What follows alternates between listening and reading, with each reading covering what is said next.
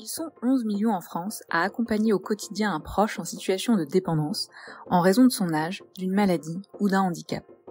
J'aide, c'est le podcast qui donne la parole trop souvent niée aux aidantes et aux aidants. Plusieurs thématiques sont abordées, leur parcours, les difficultés traversées, mais aussi les solutions qu'ils ont trouvées pour mener de front leur vie personnelle, professionnelle et leur vie d'aidant. J'aide, c'est le podcast produit par le collectif Je t'aide, l'association qui porte la voix des aidantes et des aidants. Bonne écoute!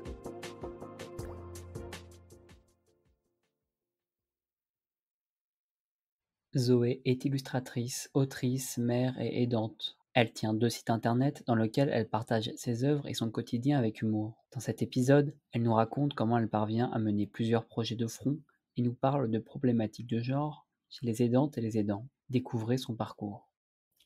Bonjour Zoé, je vous remercie d'avoir accepté cet échange dans le cadre du podcast J'aide. Vous êtes maman, aidante, illustratrice et même auteure, beaucoup de casquettes. Mais pour commencer, comment avez-vous réalisé que vous étiez aidante et maman? Eh bien, écoutez, c'est Je t'aide qui m'a, le 1er, fait découvrir ce concept, cette expression, ce mot que je ne connaissais pas. J'avais, répondu à des questions, à la sortie, de mon 1er roman graphique Métro boulot gogo et l'intervieweuse m'avait dit: «Ça c'est qu'est-ce que ça vous fait d'être aidante?» et je lui avais dit: «Pardon, c'est qu'est-ce que je ne connais pas ce mot?» et donc elle m'a expliqué le concept et je me suis reconnue, évidemment, à travers ce mot qui depuis a fait, beaucoup de chemin et parle maintenant, à beaucoup plus de personnes, je pense. Maman et aidante, on remarque, que ces 2 mots sont souvent ensemble. Avez-vous l'impression qu'il y a surtout des mères aidantes? Bah, je crois que oui, c'est compliqué de faire le constat inverse. Alors, d'abord j'essaye, soigneusement d'éviter le mot maman, pour essayer justement d'investir, les pères. Je préfère parler de père et de mère qui sont des rôles sociaux, qui me paraissent plus, judicieux quand on parle d'un sujet aussi grave que le handicap. Parce que les petites appellations affectueuses comme, papa, maman, malheureusement, contribuent encore à confier tout le boulot à la mère. Donc cette petite précision apportée, force est de constater qu'il y a beaucoup plus de mères aidantes que de pères aidants. J'ai des petites idées d'explications là-dessus, mais en tout cas, c'est un constat. Je précise tout de suite que ce sont des opinions très personnelles, basées sur, mon expérience, qu'en aucun cas, je ne souhaite, stigmatiser les uns les autres ou donner des leçons. Je pars juste, du constat qu'il y a plus de mères aidantes que de pères aidants. Alors, je pense qu'on est d'une génération, enfin moi qui ai 45 ans, on est d'une génération, la dernière génération, je pense, à, vraiment privilégier, nos enfants au détriment du reste de nos vies, car c'est ce que je constate dans mes contemporains. Les pères, maintiennent à tout prix, en cas d'enfants handicapés, maintiennent à tout prix, leur travail, leur réseau social, parce que c'est comme ça qu'ils ont été élevés et que c'est comme ça qu'ils le ressentent. Ils ont besoin de continuer à travailler, de continuer à, à alimenter la famille, en argent, ce qui est, vraiment, un rôle très important. Les mères, en revanche, sacrifient très vite leur, travail et se replient, très vite, au foyer, qui est la tentation numéro un quand on a un enfant qui ne va pas bien et ça, c'est vraiment quelque chose que j'ai pu, constater. Alors, nos enfants ou nos petits frères et sœurs, je pense, avec tout ce qui se passe en ce moment dans la société, ont tendance à rééquilibrer un peu ce partage. Enfin, j'espère, je le souhaite, parce que je pense qu'il y a autant de pères que de mères qui sont tout à fait capables de s'occuper de leurs enfants, handicapés ou non. Et je pense qu'il y a autant de mères qui ont envie d'aller travailler, que de pères, qui maintiennent le lien professionnel. Donc je pense qu'on est en train de vivre une période hyper intéressante et très charnière où le rééquilibrage, va se faire, que ce soit, avec, une fratrie, d'enfants, qui vont très bien ou une fratrie avec un enfant handicapé. Hem, on va vers quelque chose de plus équilibré, on va vers, un foyer où il y aura, je pense et j'espère autant de pères que de mères, en présence et ce sont vraiment, pour moi, des perspectives d'avenir, très bénéfiques pour la suite où les mères ne seront plus, seulement, aidantes et il y aura, des parents aidants et plus des mères aidantes. Enfin, en tout cas, c'est ce que je souhaite. Je constate quand même que les gens plus jeunes, avec des enfants handicapés plus jeunes, sont très combatifs, très, portés sur l'inclusion, l'inclusion étatique, enfin l'inclusion républicaine, l'inclusion de l'extérieur et se partagent, à l'intérieur du foyer déjà beaucoup mieux la tâche.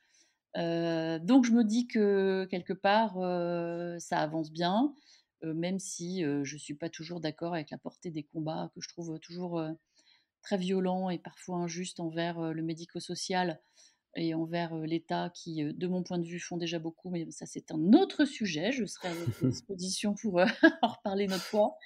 Mais voilà, je pense que les trentenaires, enfin les vingtenaires et les trentenaires, font plus bloc à l'intérieur du foyer pour défendre les droits de leurs enfants, vis-à-vis de l'extérieur. Mais bon, voilà, c'est un ressenti basé sur très peu de cas, donc je ne prétends pas avoir, la science infuse sur ce sujet, mais en ce qui concerne les cadras, on est encore quand même beaucoup, la mère à la maison, le père qui travaille et tout le monde y trouve plus ou moins son compte, mais les mères sont quand même très reléguées à la maison, encore de mon point de vue. Comment conciliez-vous le fait d'être mère aidante et illustratrice? Alors, eh bien, écoutez, ça demande, beaucoup d'organisation. J'ai au cours du temps parce que ma fille a 17 ans, donc j'ai quand même, quelques bonnes années, de recul sur le sujet. Au début, évidemment, c'est très compliqué, on ne sait pas où donner de la tête, on ne sait pas comment orienter sa carrière, on ne sait pas comment cumuler, le handicap avec la vie de famille, avec la vie de femme, avec, la vie de professionnelle. C'est vraiment, très, très dur et puis après, bah, on s'habitue à tout et puis surtout on s'organise. Donc, moi qui ai eu la chance de choisir une carrière, de travailleuse indépendante, j'ai déjà une certaine souplesse dans les horaires, qui est précieuse. Donc je travaille, eh ben, assez normalement. Je travaille de 9 heures à 19 heures et ma fille est gardée par une nounou, de 16h30 à 19h30 et je rentre à 19h30 à la maison après avoir, bien travaillé. Je m'occupe un peu de ma fille, qui ensuite repart, dans son IME, le centre où elle est accueillie, le lendemain, à 9 heures. Donc ma vie ressemble à la vie de tous les autres, parents, dans la mesure où ma fille est très bien prise en charge et ça, j'ai vraiment beaucoup de chance. Est-ce que être, devenue, avoir réalisé que vous étiez aidante, être devenue aidante, a-t-il eu un impact sur votre travail? Alors oui, en termes de contenu, parce que donc comme je suis illustratrice, je tiens un blog qui s'appelle, Métro Boulot Gogo, qui raconte justement, de façon très personnelle, mon rapport au handicap à travers, ma vie privée avec ma fille. Hem, donc voilà, j'illustre et je raconte de façon, très humoristique avec parfois, un ton un peu cynique, pour lequel, on me reconnaît facilement. Beaucoup d'humour noir, mais beaucoup de tendresse aussi, sur les petits épisodes, de gêne, de difficultés, de grande joie aussi que représente, la vie d'aidante. Donc c'est vrai que dans ces termes-là, être illustratrice, a eu un impact, sur ma vie d'aidante et vice versa, car, voilà, je me sers de ce travail d'illustratrice pour exprimer tout ce que je ressens en tant qu'aidante. Sinon, heureusement, en termes de niveau de vie, d'organisation, non, mon «métier d'aidante» entre guillemets n'a pas influencé sur, celui d'illustratrice, donc j'ai vraiment, réussi à faire, la part des choses et à communiquer que dans un seul sens entre les 2. Donc ça, j'en suis très fière et ça m'a demandé beaucoup de travail. Comment parlez-vous de votre vie d'aidante sur votre site et sur votre blog? Alors, bah, j'en parle de façon très crue parce que je trouve que c'est important d'expliquer à ceux qui ne connaissent pas du tout, ce milieu, comment ça se passe. Il faut, je pense, dédramatiser, les a priori, les tabous. Je me mets à la place de quelqu'un qui n'est pas du tout concerné, on n'a pas du tout idée, de comment se déroule le quotidien d'un aidant et c'est normal, j'ai envie de dire.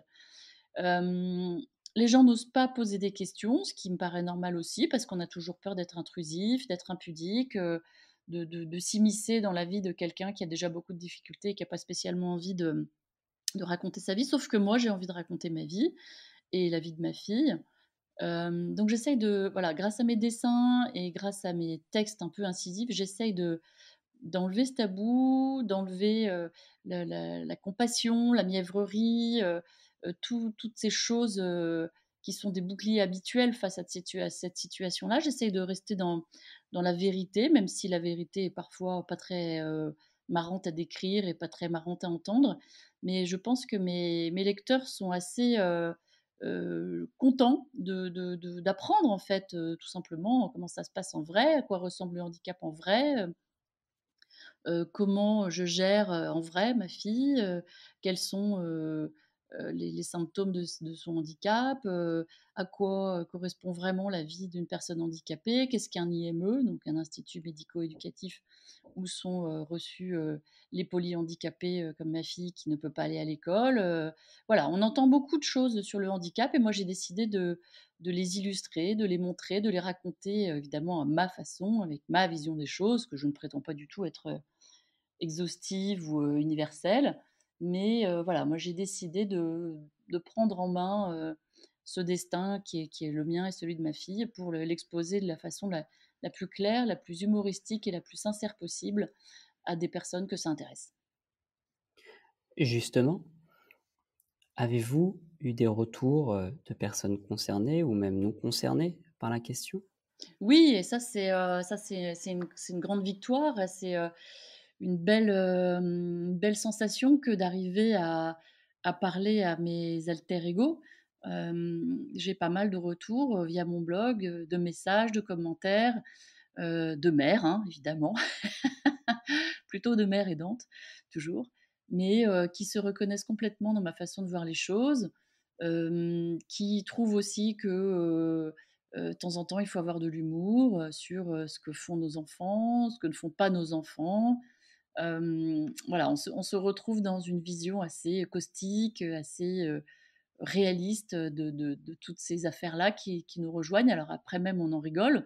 Alors ça, c'est plus en off, c'est moins sur le blog, mais c'est plus en direct, on en rit parce que, il y a que nous qui puissions vraiment faire ça. On compare, les défauts de nos enfants, on compare nos appareillages, on compare, nos galères et on rigole bien parce que finalement, comme les gens le savent, il n'y a pas 2 personnes handicapées identiques au monde. Ils ont tous des problèmes assez particuliers et de temps en temps assez drôles parce que voilà, ça nous est tous arrivé de nous retrouver dans des situations vraiment ingérables, en pleine galère, généralement dans la rue, avec nos enfants, qui font n'importe quoi ou, qui nous mettent dans des situations vraiment cocasses ou gênantes et donc ça fait du bien d'en rire, ça fait du bien de partager nos expériences, et là, pour le coup, il y a vraiment que nous qui puissions partager ce genre de moments parce que bon, c'est vrai que c'est pas du tout politiquement correct et on le fait avec tout l'amour et tout le respect que l'on a pour nos enfants, évidemment.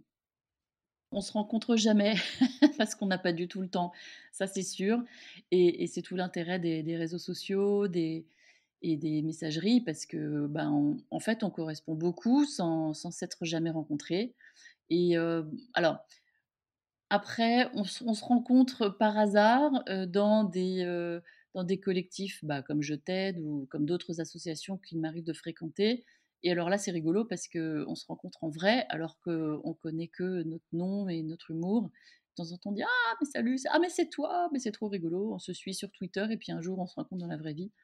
Donc ça, c'est assez sympa. Mais généralement, non, je vous cache pas qu'on n'a pas du tout, du tout, du tout le temps, de faire, voilà, des apéros, des groupes de parole, même si on aimerait bien, avoir une vie amicale, et en présentiel. Il se trouve qu'on est rarement dans la même ville, qu'on a rarement le même emploi du temps et que bon, bah, voilà, heureusement, il y a les réseaux sociaux pour faire ça. Avez-vous une anecdote à raconter justement, sur ces rencontres ou ces échanges, en ligne? Écoutez, des anecdotes, j'en ai plein, mais qu'est-ce que je pourrais vous dire? Bah, oui, c'est ça, j'ai rencontré, une personne, très sympa, que je connaissais pas du tout dans la vraie vie, et un jour on s'est dit: «Mais c'est toi?» On s'était vu 2 ou 3 fois à des réunions, en présentiel et puis un jour on a tilté qu'on se parlait très souvent, derrière nos ordinateurs respectifs, donc c'est toujours sympa de ça nous fait des grandes joies en fait. On a l'impression de retrouver des cousines qu'on n'a pas vues depuis longtemps ou des amis d'enfance, alors qu'on n'a aucun lien ni familial ni amical au-delà du handicap. Donc finalement, c'est assez sympa de se dire que c'est le handicap qui est un vecteur d'amitié, de lien social, de lien amical, et c'est tout l'esprit du message que je veux faire passer, c'est que on est un petit club fermé, par la force des choses, mais on est un grand club ouvert, vers les autres et je pense que par les temps qui courent, tout le monde est réceptif au message qu'on porte sur nos enfants handicapés qui sont en passe de devenir des adultes handicapés. Là, ce sera encore un autre sujet, mais il reste beaucoup de choses à explorer. Vous avez un site internet, un blog personnel, vous avez même écrit 2 livres. Avez-vous d'autres projets en cours ou à venir?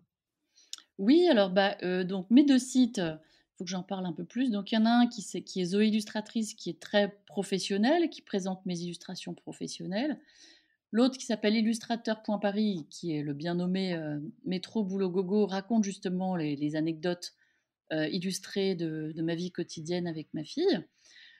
Et les livres, alors il y en a un, qui est la version papier du blog, c'est-à-dire qui s'appelle aussi Métro Boulot Gogo, dont le tome 1 vient juste d'être épuisé. Donc j'ai vendu les 1000 exemplaires que j'avais auto-édités, pour partager ce blog, en version, objet, en version papier. Le tome 2 est en cours de réalisation, donc c'est la suite du blog qui sera, vraisemblablement imprimé à la rentrée, scolaire, 2021. Et j'ai aussi un roman. Alors ce roman qui s'appelle Rue des Boulets raconte, sur un ton, bah, toujours un peu identique, un peu humour noir, un peu drôle, toutes mes aventures. Mais là, c'est un «vrai roman» entre guillemets, il y a pas d'illustration et ce roman, lui, a été non pas auto-édité, mais publié aux éditions Heliopol et on le trouve, bah, partout, dans les librairies, sur Amazon, chez Cultura, la Fnac. Je suis en train d'écrire un deuxième roman qui, lui, pour le coup, n'aura plus rien à voir avec le handicap. Parce que c'est important aussi de savoir en sortir et je tiens beaucoup à ne pas être réduite à, mon seul travail d'aidante justement, à ma seule, existence de mère et ça, je pense que c'est aussi la clé pour gérer le handicap, c'est de ne pas se réduire à son seul rôle d'aidant et à son seul rôle de parent handicapé. Il faut aussi, alors je sais c'est facile à dire, mais il faut aussi savoir, retrouver, sa vie propre, sa vie de femme ou sa vie d'homme, sa vie de couple, sa vie, vis-à-vis des autres enfants de la fratrie quand il y en a, sa vie d'auteur, sa vie d'artiste ou même tout simplement sa vie de salarié.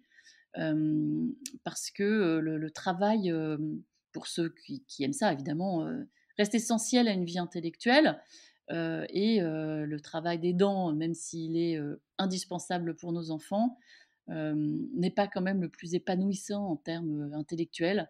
Donc moi j'invite tous les aidants, les parents aidants à maintenir dans la mesure du possible, un travail, un niveau intellectuel, par la lecture, par l'écriture, par l'échange. Parce que je pense que nos enfants, surtout handicapés, ont besoin qu'on soit en forme, qu'on soit épanoui, qu'on soit au top et je pense que comme tous les enfants, ils ont besoin qu'on ait une vie propre et qu'on ne soit pas uniquement, tourné vers eux, à leur écoute, en permanence, pour les laisser un peu voler leurs propres ailes aussi. Vous pouvez retrouver toutes les informations concernant Zoé Illustratrice sur son site internet www.zoé-illustratrice.com et sur son blog Métro Boulot Dodo à l'adresse suivante www.illustrateur.paris. Si cet épisode vous a plu, vous pouvez le soutenir en lui ajoutant 5 étoiles. Vous pouvez également suivre l'actualité du collectif Je t'aide sur le site association.je-t'aide.fr. jeTaide.org.